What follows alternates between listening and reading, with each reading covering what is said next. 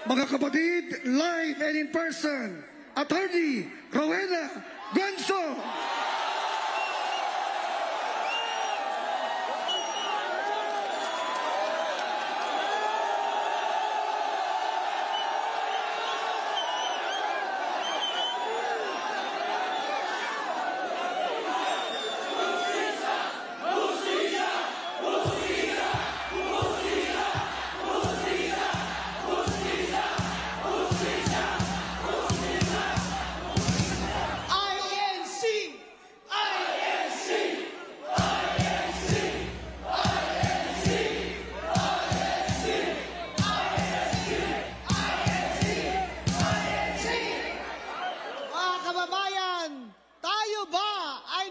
Demokrasya?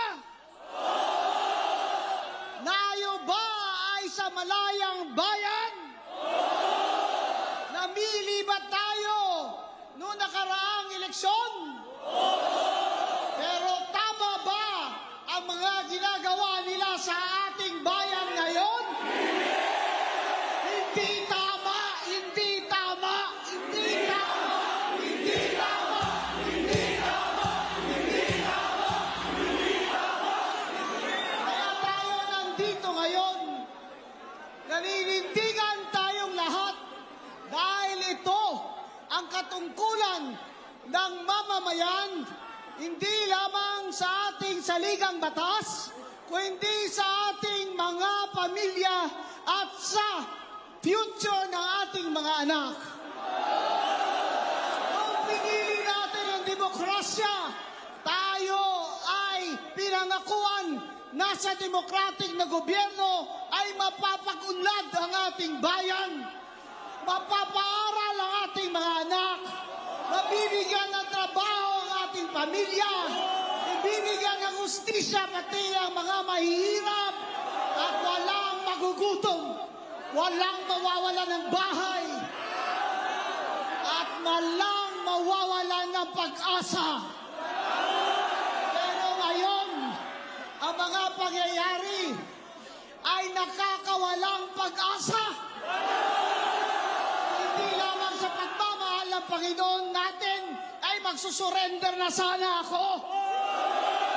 Walang pag-asa. Imbes na mag-surrender tayo, kailangan sumigaw tayo na ang karapatan natin sa isang malayang bayan na maunlad, na walang mga magnanakaw, ay karapatan nating mga Pilipino na magkakapatid, anuman ang ating relisyon.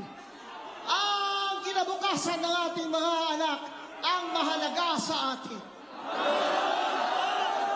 Tingnan nyo ibang bansa. Tingnan nyo ibang bansa na 5 years ago lang ay nangunguna tayo sa kanila.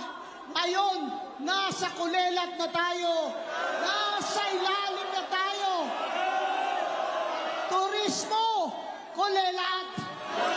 Edukasyon, kulelat. Employment, kulelat. Gross domestic product, deficit.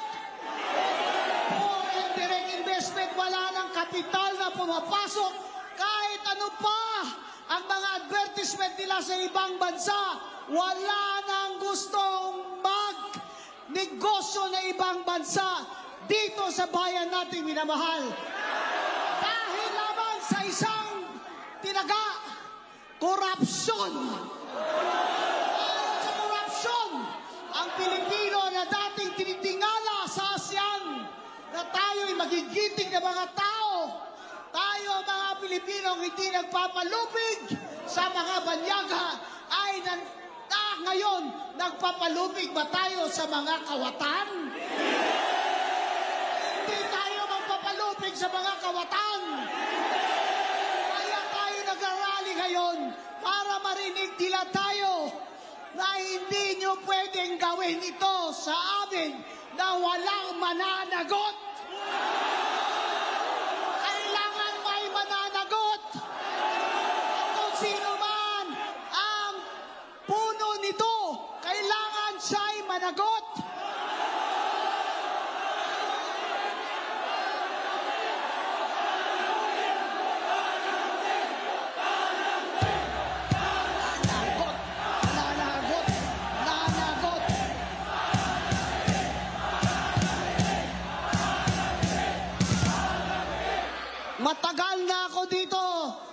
sa buhay na ito.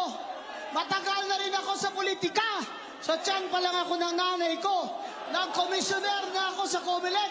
Ngayon lang ako nakakita ng gobyerno at Congress na puro magnanakaw.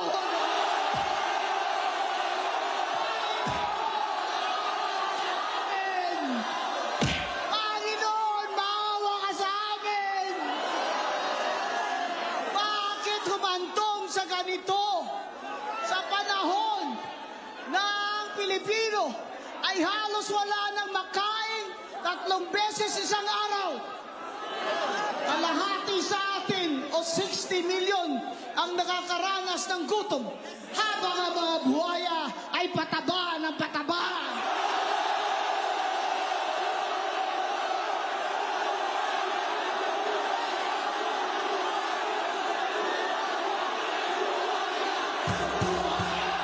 Buhaya!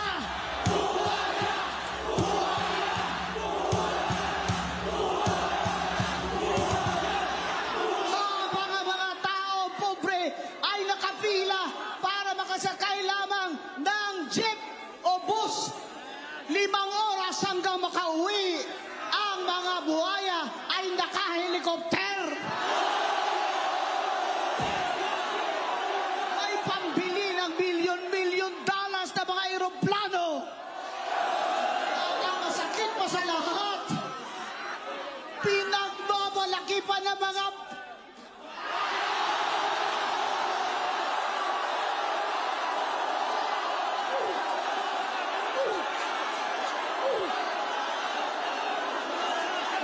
pinagmamalaki pa ng mga anak nila. Yung mga gamit nila, kotse nila, relo nila, ang bag nila, nasa isang bag lang ay makakapag-aral na ng 5,000 estudyante. At saan galing yan? Lahat yan galing sa atin. Mayaman o mahirap, nagbabayad ng tax. Sasakay ka ng tricycle, ang tricycle driver nagbabayad ng tax. Bibili ka ng grocery, may tax. Bibili ka ng gamot, may tax. Bat sila ng bat. Dapat yung isa dyan, tawagan nyo na talagang Batman.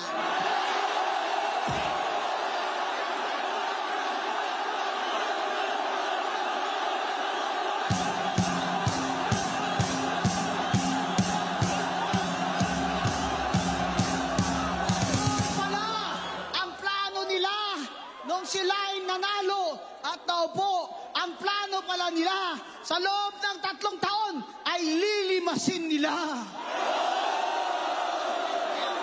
ang bayan.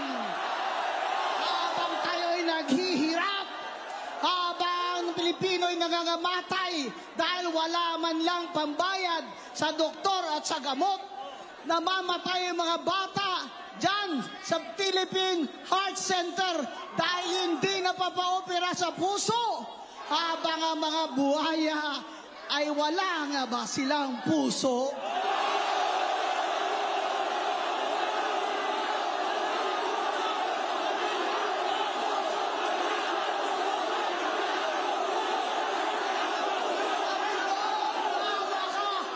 Saklolohan mo ang Pilipino. Saklolohan mo kami. Dahil parang hindi na maaawat ito kung walang divine hand. Pray ako ng pray. At hindi naman dahil sa akin, pero dahil naman talaga sa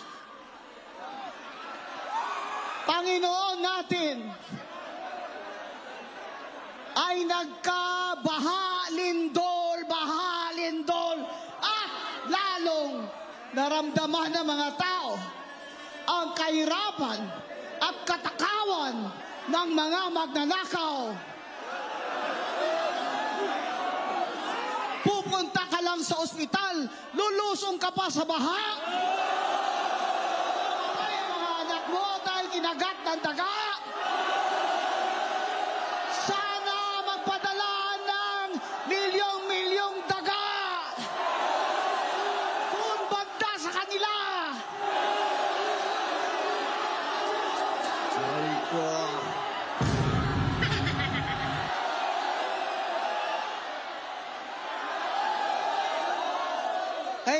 kailangan po ang taong bayan ay mag-ingay na.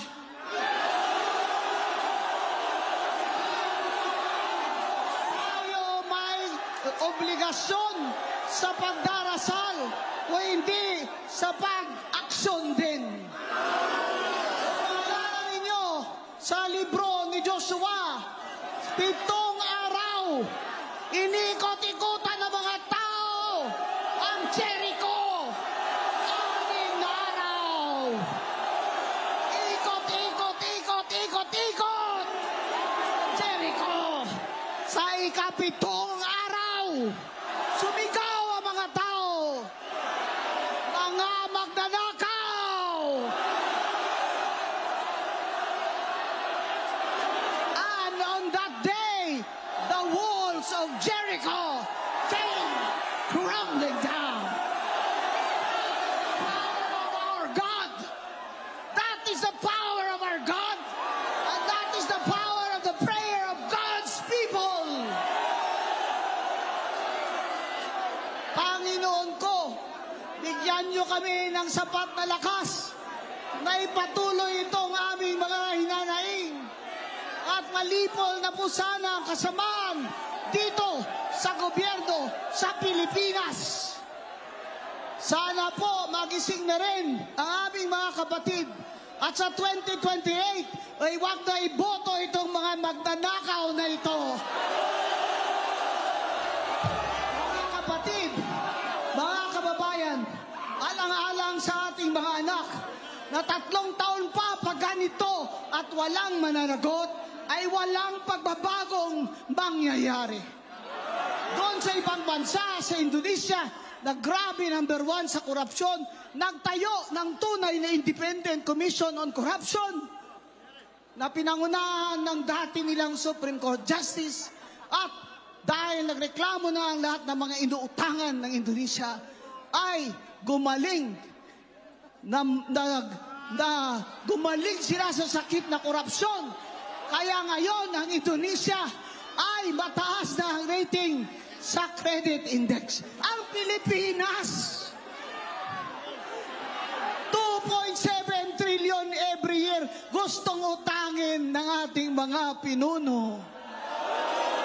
Sa 2.7 trillion, ang 2.6 dyan ay para lamang sa pagsweldo ng kanilang pamahalaan.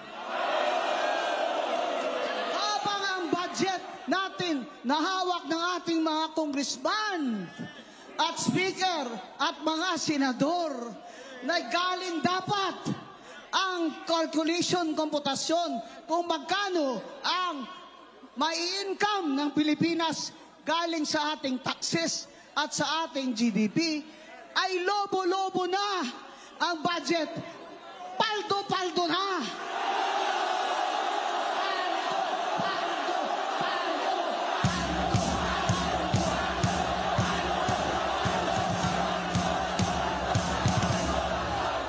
Paldo na, Congressman.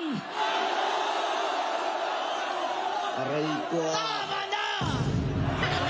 Tama na! Tama na! May mananagot! Mananagot! Mananagot! Maraming salamat mga kapatid. Pagpalain sana tayo ng mahal na Diyos. Salamatan natin, Atty. Rowena Benson. 4 na salamat po. Salamat po.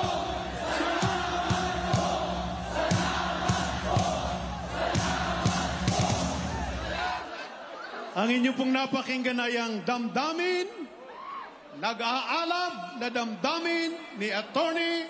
Rowena Benson.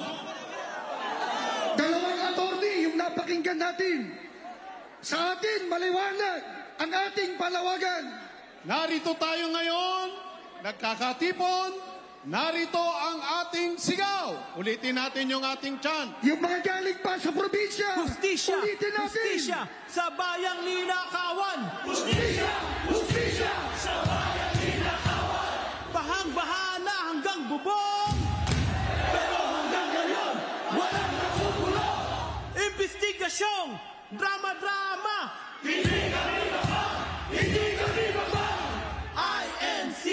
transparent.